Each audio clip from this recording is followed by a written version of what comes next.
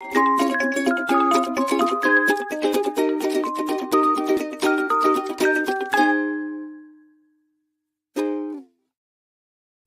welcome to the Kindness Podcast Live. I'm so happy that you would join us today. I have a really fun guest.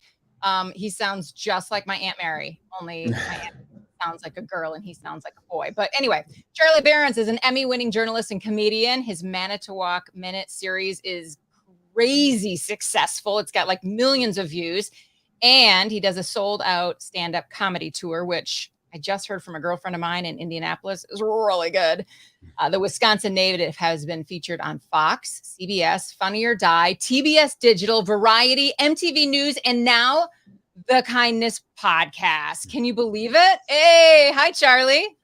How are you? You got to tell your Aunt Mary I says hi, okay? Tell her I'm going to get her a brandy old-fashioned on me, okay? All right. She would be all about that. I got a couple of invites for you, by the way, to get to Wapaka this summer if you want to go. Oh, yeah? Hang out, make some brandy old-fashioned. Yeah. Great. Yeah. My uncle's up over there. Oh, fun. Oh, yeah. I gotta ask you, first of all, why you gotta be so braggy? I mean, Fox. Oh, MTV. sorry. Oh, see, I didn't write any of that stuff. Someone else wrote that. And then, I don't know. I didn't write any of that. So it's just their job to make you look good. I guess so. Yeah. It's kind of goofy like that, It's really embarrassing when people read it, because a lot of that stuff was years ago. I forgot I even did a lot of it. Yeah. Well, I'm wondering what happens when you go home now. By the way, where is Wisconsin home for you? Milwaukee. Okay. Oh, Pabst Blue Ribbon, right? I love it. Oh, yeah. PBR, Miller Lite, MGD, Schlitz. Leinenkugels, of course. Well, that's not Milwaukee. That's Chippewa Falls. Leinenkugels. We love our Leinenkugel beer. That's a good song right there. Do you know that song? I'll teach it to you later. Yeah. I'd love to learn the notes and the melody and everything. That'd be great. Thank you. I figured. Okay, so I'm in South Dakota now. When I go home, my relatives still call me Bonehead, which is what they call me. Why did they call you Bonehead?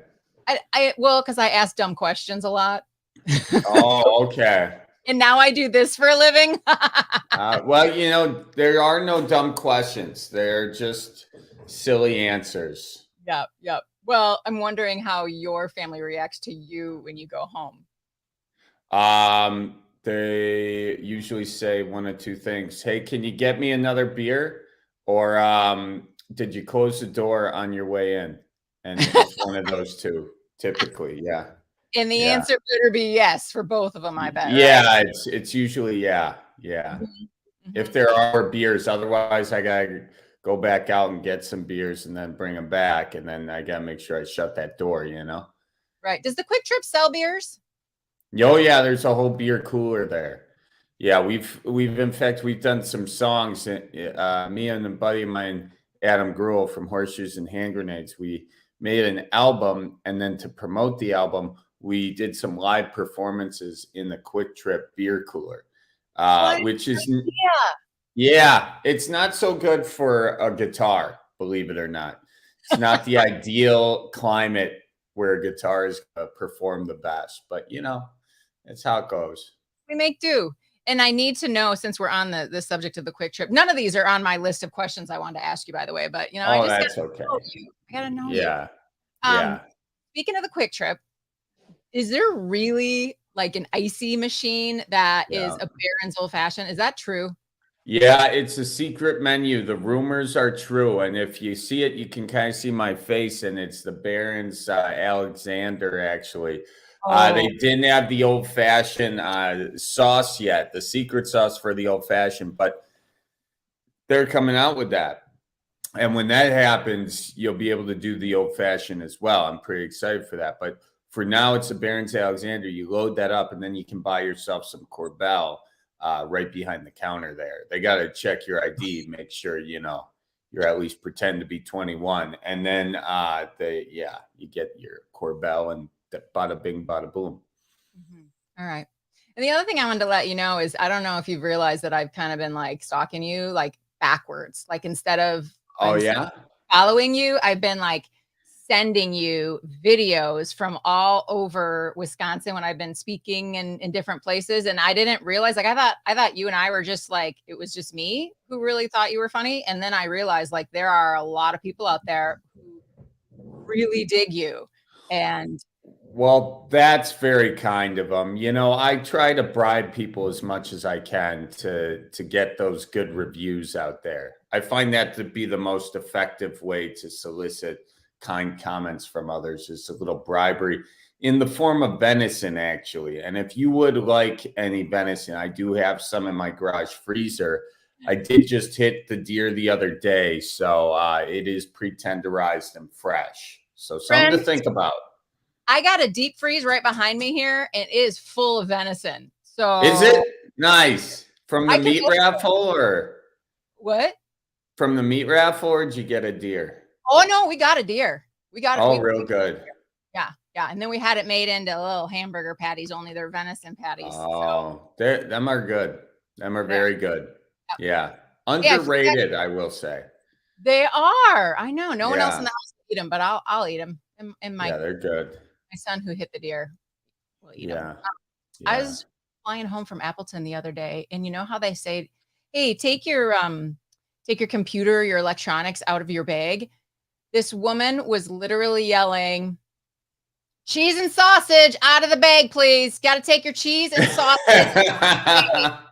I was like, is she kidding right now? Where's Charlie? That is a whole thing. Midwest TSA. I didn't realize you had to take your cheese and sausage out of the bag. Oh yeah, you do. So don't. I've been doing it wrong. Well, I got TSA pre-check. Now that is a flex right there. Sorry to do that. I have TSA pre-check, and I still had to take my cheese and sausage out of the bag. Really? Truly. Really? Wow. I must have had a lackadaisical TSA person, because I've never, and I have flown with both cheese and sausage. I have. Yeah. Cheese curds. Yeah. Yeah. Squeaky. All right. Let's get into an interview here, should we? Oh, sure. Okay. Because I am wondering, I know that you have tons of stand-up, sold out stand-up comedy shows on your tour. And, you know, I'm really wondering if you've noticed at all a difference post-quarantine. Do you feel like people need to laugh more, or is it the same?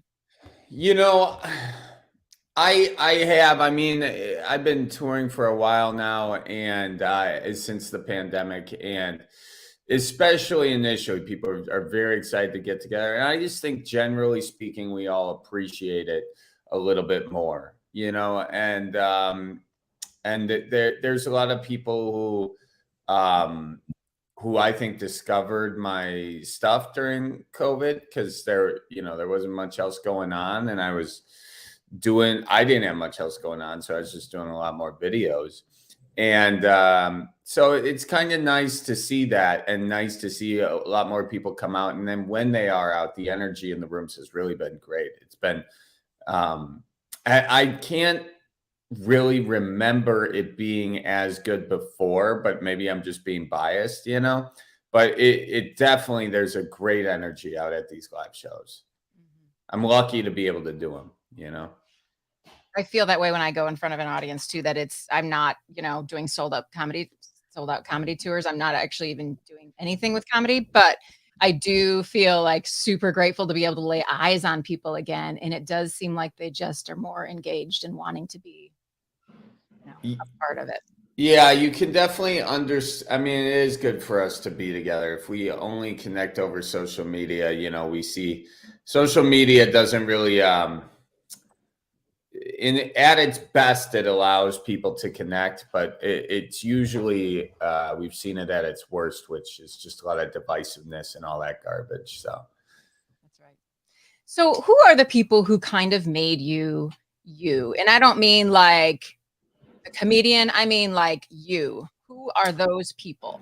Oh, definitely my family, my mom, my dad, my grandparents, my siblings, and because I'm from a big family, I'm one of 12. So you learn pretty early on that, this world is not about you, and it's it's not about you, but it's very much so not about you, just you alone.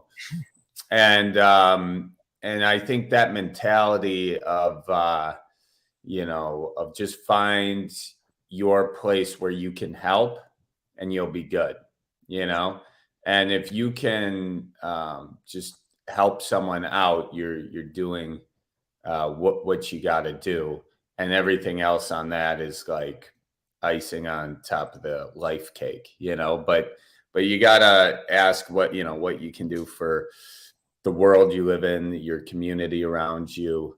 And if I think if that's their first thought, I think we and I'm not saying ignore your own needs or whatever, but when you take the focus off yourself, life gets a little bit simpler. It does, doesn't it? I think so. I can't let this go without asking. You have 12, or you're one of 12? 1 in 12. Yeah. So my dad was one of 11, and big Catholic farming family. Yeah. And I still don't know all of the names of my aunts and uncles. Okay, because most of them have died. But do you know the names of all of your siblings? Oh, Andy, Charlie, Billy, Betsy, Maggie, Mary Kate, John, Eleanor, Bridget, Ellie. Yep, know them all. Woo! Yeah. I've had a lot of years to memorize those though. So if you have 30 plus years to memorize your siblings, you figure it out. Mm-hmm. You better. Which one's your favorite? I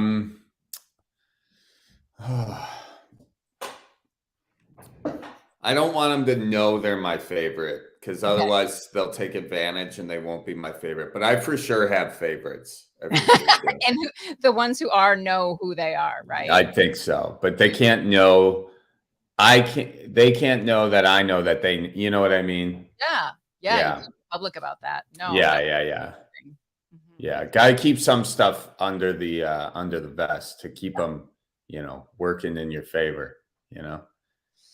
So, I am wondering, because it's called the Kindness Podcast, if you, by the way, I forgot to show you. Do you see what I'm wearing? Oh, you got an ope tee. That's nice. I know. You like that? Those are good. Where'd you get that sucker? Well, I ordered it online because I live in Aberdeen. Oh, did you? Yeah. Oh, nice. Yeah, those are good. You can have a good tank top tan line with those suckers, a good State Fair tan line, Yeah, not this time of year. Although if you do go ice fishing, you could get that snow reflects the sun pretty good. So you get a double tan going, more like burning for me, but I did actually go ice fishing this year. Did you? What'd you get? Nothing. I actually, when I say I went ice fishing, what I mean is I went to my brother's cabin in Manitowoc, and I watched out the window as he took my 11-year-old out onto the ice. Oh, nice. Okay. Is that considered, that's mom ice fishing, right? Yeah. I mean, that definitely counts. That counts. As long as you're watching, we'll say that counts. Okay, thanks. Like, as I saw the tip up go, like, hey. Yeah. And did you chase after it at all, or the tip up? No, you didn't, huh? Well, you'll get that the next time. That will just set a little internal palpitation to your heart, and you'll have no choice but to run that one out and get that fish. Okay, I do that. Okay, so anyway, we were talking about the Kindness Podcast, and so because it's the Kindness Podcast, I like to ask people about stories of kindness. So I'm wondering if you have a time in your life that you can say, like, whether it was the kindness of God just intervening, or whether it was a person being kind to you, or a time when you were kind to somebody else and it just felt amazing. Yeah. Well, honestly, I had one recently, and it might sound simple, but it was snowing out, and I woke up and my whole walk was shoveled. I got no idea who did it. But I was like running late for a few things. And, you don't want to be that one guy on your block who doesn't have his walk shoveled. Right. I have a feeling I was that one guy though, and someone was just like, I'm just gonna do it. But no, because I was gonna be late because I had to, get that walk shoveled, and then I got out there. It's like, oh, they shoveled it, sweet. And then I had the 5.8 minutes I needed to not be late for the other thing. Yeah. So very simple, very small, but I really did appreciate it, and that's a good recent one. So I was under the impression that you're living in LA right now, but that they don't have snow in LA. So are you living somewhere else? Milwaukee. Yeah, no, I don't live in, I lived in Los Angeles for a couple of years. Well, I lived there a couple times in my life when I first moved out. When I first moved out of the Midwest, I was a production assistant out there, which is basically a guy who gets coffee for people who have more important jobs. And then I was like an entertainment reporter. I did red carpets and stuff, was producing some news stuff out there. And then I started doing stand-up, and then the Manitowoc Minute bit took off, and then I was like, great, I don't need to be in LA anymore. So as soon as I didn't have to be there anymore, I left. I was never a huge fan of LA. I mean, I always wanted to get back to the Midwest, but when I was kind of coming up, making a career on social media wasn't really a vibe. You had to go to LA to get into the entertainment business. So that's kind of what I did. Right. So was comedy always your goal, or was it journalism? Yeah, not comedy. I sort of fell into through journalism. So I started doing kind of hosting stuff, entertainment based. Jon Stewart was big, so I was trying to emulate that. And I was working at this production company, and I would take the lights out to sets, and I would we were doing a lot of interview shoots. We would do the behind the scenes extras for DVDs. That was what the production company did. And I was a set PA, so I would get on set. I would set up the lights, set up the camera, and then break it all down and take it. Well, the nice thing about that is I knew how the camera and the lights worked. So after I got done working, I went back to the production company, set up the lights and the camera, and then started shooting like these little bits that would become my reel. And then through that, I got a job at this company called 1 Minute News in Greenville, South Carolina, of all places. But it was a YouTube news channel, and their whole thing was they wanted short 1 minute news bits, and they wanted them to be funny. So that's when I really started kind of getting into comedy, which was like, when you're writing a punchline, it's set up punchline. And in the same way, with news, it's like headline punchline. And so I've been doing the headline punchline or the fact punchline model, since like my early 20s. So when I eventually did do the Manitowoc Minute, that's that format as well. It's headline punchline, headline punchline. So I was pretty well versed in that by the time that I ended up pursuing that idea. When I get the chance to talk to somebody, they often will comment on my accent. And yeah, you got a nice one.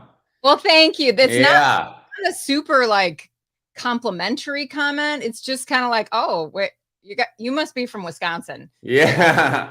Sort of thing. Yeah. Why do you think the Manitowoc Minute took off nationally the way it did? Well, I think that largely that audience was underserved to one degree, but also there's so much pride in Wisconsin. And I think it has a lot to do with the Packers and a lot to do with the fact that the community owns that team, at least on paper, and it's the only NFL team with that structure, where the fans are the owners. And that just brings a community together. It's also the smallest market in the NFL. So there's a lot of pride in, that sort of underdog, small town kind of thing, and we also don't take ourselves too seriously. And so when you kind of create a show that embodies a lot of that, I think people resonated with it. And then it was sort of the snowball effect, it got into the algorithm, and it was like, oh, people are responding well to this. So it kept pushing it out to more people, and then word of mouth sort of spread. So yeah, I think it was pretty cool. Yeah, it's really cool. And, I like it because all of a sudden, this accent that I have isn't like, I don't know, like I talk like Charlie does. So I mean, Yeah. I mean, I think that's a nice thing too. For it to go from like kind of maybe a not as cool thing to maybe kind of a cool thing, or like a unique thing, or people then associate the accent with comedy. So I think that's good, and yeah, I don't know. I'm not sure. I'm just kind of guessing that those are the reasons why it took off. But and even my thing, I didn't embrace that. I was in the news business for a while, so in fact, got a voice coach to teach me how to not talk like that. And but if I drink, it's all coming out. It's just all there's. Yeah. Oh yeah, it's. Hey, you've been drinking this morning, so Yeah. to each his own, right? Yeah. Well, Charlie, I also love to ask people for a kindness tip, and I'm wondering if you can share. Just, I kind of think you gave it to us a little bit when you talked about your siblings, but maybe you have a more specific kindness tip. Well, yeah, I do think it's a lot of times we get stressed in life because we're thinking about ourselves, but if you can just find a little, it doesn't even need to be a big thing. Actually, you know what? Here's a good one. When someone like offends you or whatever, or like goes out of their way to say something about you, the kindest thing you can do is, and one of my buddies told me this, is kind of a return to sender moment. You get mail in your inbox, your actual inbox, the mailman brings, Yeah. and it's like it's not supposed to go to you; it's going to someone else. And so you write on the thing, return to sender. And the reason you do that is if someone's being not kind to you, it really, most of the time, it has nothing to do with you. If it does, certainly address it. But most of the time, it's an overreaction. It has something to do going on in their lives, and they're having a tough go of it. They're not processing their feelings the way they should or whatever. So if you accept their meanness or whatever, or their insult, and you respond back accordingly, well, all they are going to do is dig their heels in, and it's going to be self-perpetuating. And then you're going to be mean to someone else, and they're going to be mean to someone else, and the cycle continues. So if you can just break that cycle and just say, just try to find a non-condescending way to be kind to them in return, that will very much so disarm them. And they may not show it immediately, but I think when they're driving in the car, they'll appreciate it the next day. And maybe they won't do that to someone else in the future. And you'll feel better about it. We get dopamine when we are collaborating and when we're helping. That's a scientific fact that you'd have to Google the article, but I know I read it once. Oh, and yeah, you release dopamine, so it makes you feel better. So, and it doesn't have to be anything big. It could just be shoveling some lazy jerk sidewalk who didn't get up early enough to do it, So very simple things. And yeah, and just don't worry about, life's too short. Yeah. Yep. Hey, I so appreciate your time and you talking to us. I just want to extend this invitation to you, and that's that I can't really hook you up with Packers or Bucks tickets, but if you ever want to go to a Brewers game, I could get you bleacher seats there. Oh, geez. Could you get me them? That'd be slick. I like the euchre seats. I like those are nice.